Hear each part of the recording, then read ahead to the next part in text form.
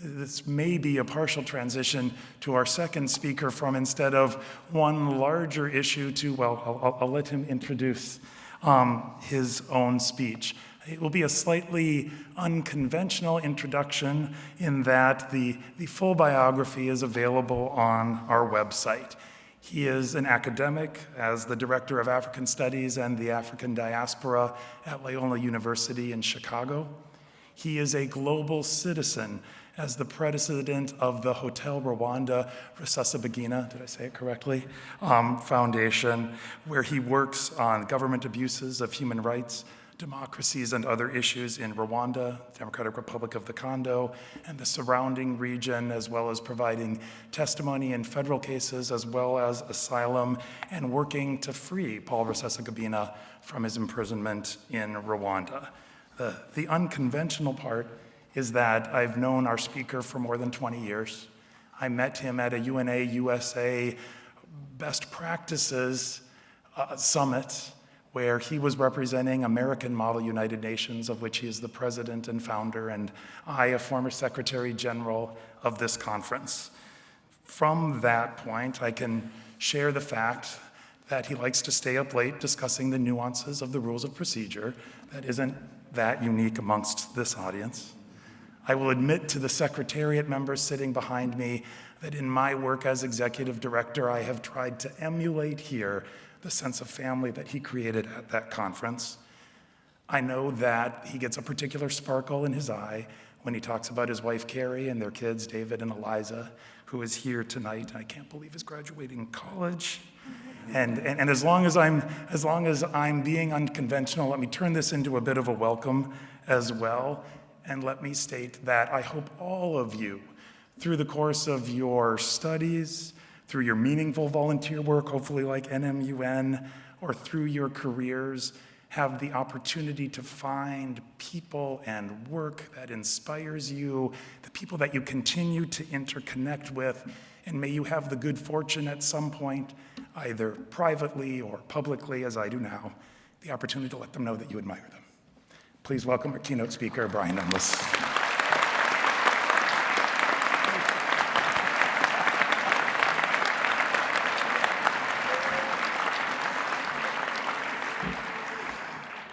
Thank you, Michael. That was a little bit unexpected as an introduction. No, you didn't make me tear up, but you tried hard. So nicely done. It's a career goal. Mr. Secretary General, distinguished delegates, respected faculty advisors, honored guests, and especially honored Secretariat. Thank you very much for inviting me to speak here. I'm following two hard speakers. You don't want to follow the Ukrainian ambassador and the Secretary General of the UN these days. The good news is we're going to do something completely different here. The Ukrainian ambassador was speaking about the biggest issue in the news today, and one of the biggest issues, if not the biggest issue in the world, affecting millions of people. I'm going to be talking about human rights on a very small scale, affecting one person that I know very well and a number of other dissidents and critics from a very small country. But I think it's indicative of human rights issues around the world. As Michael kind of already told you, I'm a little bit of a Model UN geek. I've been doing this for a long time. I was sitting where you are a few years ago as a delegate. I have been a Secretariat member, started a couple of conferences, and been a faculty advisor teaching students for quite a few years now. And I can honestly tell you, Model UN is the main reason that I am standing up here talking to you today, because it's what led to my career goals, not just a PhD and a college faculty member, but the humanitarian work and nonprofit work that I have done for most of my adult life. Sadly, for the past 600 days, I've been intensely living every day, every minute, in the world of international relations and human rights and international law. Today I'm here to talk about the humanitarian advocacy work that I've done for the past 15 years in the real world and how it led to events that are happening right now. Over that time, I've been working with a man named Paul Rusesabagina and his Hotel Rwanda Rusesabagina Foundation. For the past 15 years, I've become an intense expert on Rwanda, on the Great Lakes region of Africa, and I've been involved in exposing human rights violations and violations of democracy affecting the people of Rwanda. My friend and colleague, Paul Rusesabagina, was kidnapped in August 2020 by the Rwandan government. He had all of his human rights violated, all of his fair trial rights violated by that government, and he was falsely accused of terrorism, a charge that has absolutely no credible evidence. There was no evidence beforehand. They provided no evidence when he was arrested. They provided no evidence at trial, and then they tried and convicted him. Unfortunately, this happens too often in the world. I want to stop for 1 second, by the way. I know we have a delegation here representing Rwanda. I kind of want to apologize to you in advance and ask you, if you wouldn't mind, for the purposes of the next 10, 15 minutes or so, stepping out of your role as ambassadors from Rwanda and being in the role of students listening to some things that are happening in the world and at the UN. The government you're representing this week doesn't like me. That is a massive understatement. They would suggest that I am quite biased against them. I am. My bias, however, is shared by the United States government, the Belgian government, the European Parliament, most of the countries in the European Union, most nations in the world, pretty much every human rights group in the world, and the United Nations. I think I'm on really good ground. First, I should introduce Paul, though, because many of you probably don't know who he is. If you do, it is because he is the hero of the movie Hotel Rwanda. He was played by Don Cheadle in that Academy Award-nominated movie. Paul and his family are survivors of the horrific 1994 genocide in Rwanda. At that time, he was the manager of the Hotel Mille Collines in that country, and he saved 1,268 Hutus and Tutsis from imminent death in that hotel over the course of that genocide. Paul risked his life. He risked the lives of his family to save others. He says it's the act of an ordinary man that we all would have done that in his situation. A whole lot of people think it's the act of a hero, and it's a display of what human beings can do at their very best. That was 28 years ago. The anniversary of that horrible genocide was just last week, and Paul has been working on human rights in Rwanda ever since.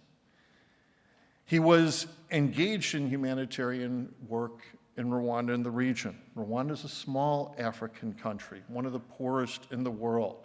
It's a beautiful country. It has wonderful people. I've met many, many Rwandans since I've been working with Paul. It is also the home to one of the worst dictators in the world, President Paul Kagame. This is a man in a country who accepts no dissent, no criticism, and who harshly punishes anyone who he perceives as an opponent. He's purged leaders in the opposition. There are no effective opposition parties. He's purged people in his own party who he sees as becoming too powerful. He has purged critics, people in the press, people in civil society, anyone who speaks out against him, harassing them, arresting them, torturing them, forcing them to flee the country, and in too many cases, engaging in extrajudicial killings and assassinations of Rwandan critics in other countries outside of Rwanda. There is no democracy in Rwanda, no freedom if you disagree with the president.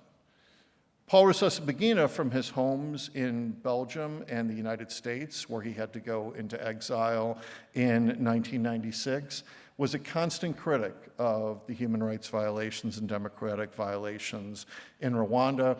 as well as Rwandan incursions into the DR Congo since 1998 for conflict minerals. I should note that my description of Rwanda here is criminal inside of that country. I have no doubt whatsoever about the fact that I would be imprisoned or killed if I went there. I'm on a list of international critics who the president wants silenced at all costs. The list is pretty long. Paul Rusesabagina, though, was on top of that list. His humanitarian work, acting as what he calls a voice for the voiceless, is what brought Paul to the world's attention and unfortunately to President Kagame's attention too. He's in prison right now for what we would call, and what international human rights calls, freedom of expression. He exercised his freedom of speech to criticize the Rwandan president and the Rwandan government. Let me go back about a year and a half to when this current event started. On August 24th, 2020, I woke up to a text message that would change my life. Paul is in Rwanda. Those are about the worst words that I could have heard, because Paul couldn't go to Rwanda. We all knew what would happen if he did. And we spent the next month or so piecing together the story and working on it ever since. It seems Paul accepted an invitation to speak to a number of churches in Burundi, Rwanda's neighbor. He made his living off of speaking engagements like this. In this case, though, the speaking engagement wasn't real. It was set up by the Rwandan governments and Rwandan agents who were luring him in. I'll make a very short work of a very long story. Paul left his home in San Antonio and flew to Dubai. In Dubai, he was planning to board a private jet to take him to Burundi to these speeches. He boarded the plane with the person who helped to lure him in, and he fell asleep on the plane. Paul never falls asleep on flights. He realized afterwards he'd been drugged, and when he woke up, instead of being in Burundi, he was in Kigali, Rwanda. He saw police officers start coming to the plane. He began screaming for help, hoping the crew would help him. No one helped him. The police came in. They bound him hand and feet and blindfolded him. They threw him into the back of a car, and they took him to an undisclosed location where they held him for 4 days. He describes this location. Eventually, he got word out to us through his lawyers. He describes this location as a slaughterhouse, an abattoir in France. He was tortured there, and he heard other people screaming and being tortured. He was forced at the end of those 4 days to sign a confession that he didn't write to crimes that he didn't commit. He was put in prison. He was in solitary confinement for over 250 days. If you would be kind enough to check the United Nations Nelson Mandela rules on the treatment of prisoners, or I can just quote them for you, if anything over 15 days in solitary confinement is considered torture. 250 days in solitary confinement. He went on trial this February. The trial lasted until October. He very quickly quit the trial and refused to go because any motions he made and anything he said was completely ignored. As we all expected, at the end of his trial, where no credible evidence was presented against him, he was sentenced on 8 of 9 charges of terrorism to 25 years in prison. Paul is a 67-year-old man in poor health, and he's not going to live for 25 years in prison. His health situation is important. Paul is a cancer survivor. He's missed checkups for 3 years in a row. More importantly, Paul has a very high blood pressure. The Rwandan government has refused to give him medication that his family sent through the Belgian government. The Rwandan government has refused to treat him. He has had dizziness and headaches throughout the time he was there, classic symptoms of high blood pressure. And over the past 2 months, We're very afraid that he has suffered one or more strokes because his arm is weak. Anytime he exercises, he's had pain up his arm and the side of his face. And the last few weeks, his face has been drooping and partially paralyzed. If you're in the United States and you see a relative with those symptoms, you call 911 and get them to the hospital immediately. He's had them for more than 2 months. He was taken to the hospital last week, and after some blood work and examination of his arm, the doctor told him he has psychological problems, that it's all in his head, and he was sent back to jail. I'm here to talk to you about Paul today, but also to talk about how international relations and the UN really work, especially on things like human rights and international law. I knew about these things academically and have 15 years of experience with Rwanda, but never this personally. Paul and I frequently talked about what we would need to do if he was ever captured by the Rwandans. And the answer was, keep my name in the public eye or I will be killed. The press is just the tip of the iceberg, but it's crucially important. Dictatorships and human rights abuses thrive in shadows and have problems when they face the light of day. We talk to the press at every opportunity. I'm one of the spokespeople, but I'm more involved in ghostwriting op-eds and stories, reports, and crafting messages for Paul's family. Paul's family is like family to me. Paul and I were like brothers, and our families know each other quite well. I saw his kids grow up, and I'm now working with them as 20-something and 30-something adults, trying to help them get their father free. His daughters, Anis and Karine, are working, you would say tirelessly, but it's not. They're tired. They're working in incredibly tired fashion every second of every day with the United States government, the Belgian government, the EU, to try to get him out. If you're in political science or international relations, by the way, I doubt anyone told you how important public relations are in doing your likely job. You need to be a press person. You need to know how to draw people in. You need to know how to make stories. You need to know how to get those contacts if you want to get a job done, especially in a human rights situation. We've got a lot of articles in the press. We started off having to convince people this wasn't terrorism, which is what the Rwandan government called it. It took about a month to switch the press from talking about terrorism to talking about kidnapping. We had to convince people there's no justice there. Nobody knows about the justice system in Rwanda. And almost everyone assumes that justice is justice. It's not. There is no justice there. And we had to convince people it was a sham trial, a show trial, which is hard to do. We need the press for 2 reasons. The first is, inside Rwanda, President Paul Kagame is a news hound. He follows his news incredibly closely. He wants to know what's happening with his name in Rwanda in the news that day, and our job was to make him not look good. We had a whole lot of very important people tell us this was insane and that he would hurt Paul if we did it, but we knew that wasn't true. When you have someone who's a human rights prisoner, putting their name in the press is one of the few things that can help keep them alive. And we knew the opposite was going to be horrific. If his name ever fell out of the press, he had no hope whatsoever. And we've been working on that every day for almost 600 days.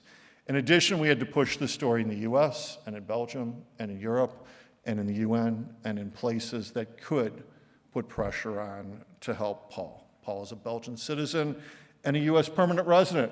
We frequently get the question, why haven't those countries done more? This is another lesson for you and for all of us. It's a real lesson in international relations. Small countries slip under the radar. Russia doesn't slip under the radar. Ask yourself if you've heard about Paul Rusesabagina before, though. It's been going on for 600 days. I hope some of you have. But small countries get away with things when no one publicizes them. The United States, Belgium, much more concerned with keeping normal relations with Rwanda than they are with saving one person. That's a shame. That's a terrible, horrific shame. And yet, we have to deal with it. We have to get beyond the bureaucracy and make this issue important. And that's the true every time human rights are involved. We, all of us, need to make it important. We've had successes. We've filed with the United Nations Working Group on Arbitrary Detention, UN Special Rapporteur on Torture, the East African Court of Justice. We've got a couple of lawsuits out there. We've made a lot of friends in Washington and Brussels. One of the other big lessons here, and I've had to teach this to Paul's family and teach it to my students and give it to you as advice for the conference this week. Diplomacy is all about making friends and influencing people. And that's even more true in the real world than it is in the United Nations. Who you know, who you can influence is incredibly important. Had two big successes recently. The first is the Clooney Foundation's Trial Watch organization, working with the American Bar Association, monitored this trial. They came out with a report just last week, and it was resounding and damning against Rwanda. The report stated briefly, all of Paul's trial rights were denied. He was denied access to his lawyers for 3+ months. He had a forced confession. The government ignored motions on his detention. He had no access to documents to prepare for his trial, and his lawyers can't even get full access to them. They're searched when they go into the jail, and they're not allowed to bring any papers in and out. How can you prepare for a trial like that? Also, very thankfully, and relevant to us, the UN's Working Group on Arbitrary Detention ruled on Paul's case 2 weeks ago. The UN takes a long time, by the way. This was a 15-month process from the time we filed to the time they ruled on it. But the ruling is, again, damning. Some people didn't believe Paul was kidnapped. The Rwandan government had put out a story that he came there of his own accord. This report was clear. Paul was kidnapped, he was arbitrarily detained, he was illegally brought into the country. Rwanda could have moved to extradite him, they did not. There was no arrest warrant or Interpol red notice, no legal counsel or counselor visit, no fair trial starts with a kidnapping, was a central message. The UN says Paul's been mistreated, violations of his human rights across the board, including those 250 days in solitary confinement. They say he should not have even been brought to trial, that his trial was illegal, and then they go on to analyze all of the other illegalities in the trial. So that's it, right? The United Nations has spoken. Paul Rusesabagina must be released immediately were words that were in that arbitrary detention report. Nice work. Round of applause. Congratulate yourselves. Here's the lesson about the real world, and the biggest lesson for model UNers. When the UN calls out a country, it's usually the middle of the process. It's not the beginning. This took 15 months. This started a long time ago. It's not the end, because frankly, Paul Kagame isn't going to stand up and say, oh, sorry, I was wrong and didn't realize it, my bad, here he is. He's still in jail in Rwanda. Rather, this is a classic example of where the UN is essential, but not authoritative, not the end-all, be-all.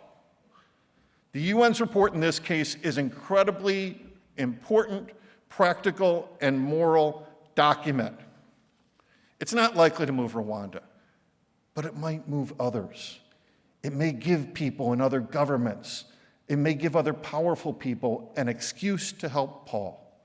It may let our allies talk more people into joining our side until we get the momentum that we need with the big powers in the world who can push Rwanda to action, who can push a small country to action, to actually take that action and to move forward. But the work still must be done by Paul's family, by his team, and by his allies. And this is where all of you come in. I got a couple favors to ask you in closing here. I've taught Paul's family they are not allowed to end a speech without doing a call to action. So I better follow that rule and do a call to action here. Paul needs all the help he can get and as soon as possible. Individuals, each of us, are not going to free him, but we can each contribute by encouraging those in power to take what seems like a simple action, to push our governments to, wait for it, hashtag free Rusesabagina. If you don't have your phones out, please pull them out. Paul's effort is on Twitter, it's on Facebook, it's on IG, it's all over social media. If you wouldn't mind taking a second, if you're so moved to do so, if you're on Twitter, please just like Free the Hero. It'll get you all the information that we put forward. It'll let you know how you can help in the future. Tweet out or put on social media, hashtag free Rusesabagina. You don't have to remember how to spell it. It's in my bio on the conference program. I'm not going to bother to spell it for you here. Please inform yourself. paulr.org is our website, and you can inform yourself there, and you can look at the more than 1,000 articles in the media about Paul's case. We'd appreciate it if you can take a moment. Next week, we're getting some really big help. This week, we're getting some really big help, and I want to encourage you to tune in, not while it's happening, because it's at 4 p.m. Wednesday, and you'll be in the conference, but it'll be taped. We've got a panel discussion coming up and a huge effort with special T-shirts that were made by Don Cheadle and a number of his Hollywood friends. These are my words, not Don's, by the way. Don Cheadle has assembled the Avengers to help Paul. We got a free Rusesabagina T-shirt with Paul's face on it, and we have pictures of Don and Mark Ruffalo and Chris Evans and Scarlett Johansson, and they're going to be tweeted out all over social media. And Don's going to kick that off with a panel discussion this Wednesday. Go to Free the Hero, and you can get all the information on that panel discussion and on those T-shirts. In closing, if it's up to the Rwandan government, Paul Rusesabagina will die in jail. They know he's not a terrorist, but they convicted him as one anyway. Paul was kidnapped and imprisoned and tried, not because he is a criminal anywhere outside of Rwanda, but because he spoke freely. He was captured to silence him, to silence his criticism, but also to have a chilling effect on anyone else who might speak out against the Rwandan government.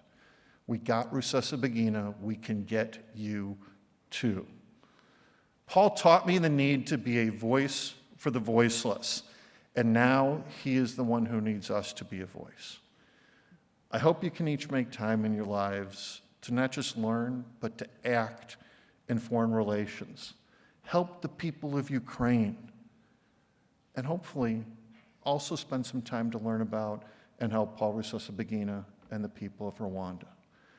I thank you very much for having me, and I wish everyone a fantastic conference. Thank you.